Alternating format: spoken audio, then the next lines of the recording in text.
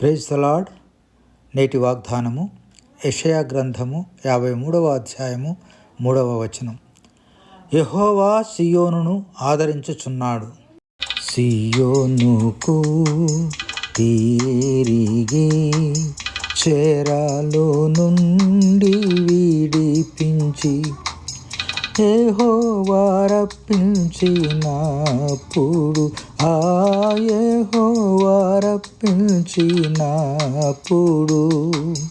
మనము కలకన్నా వారి వాలెనుంటిమి.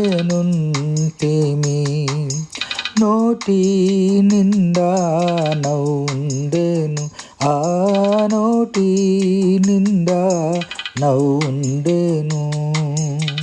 దేవా, పరమ సియోను కొరకు మమ్మల్ని పాప బంధాల నుంచి విడిపించినందుకై వందనాలు. యేసు ప్రభు నామములో ప్రార్థిస్తున్నాం తండ్రి. ఆమెన్.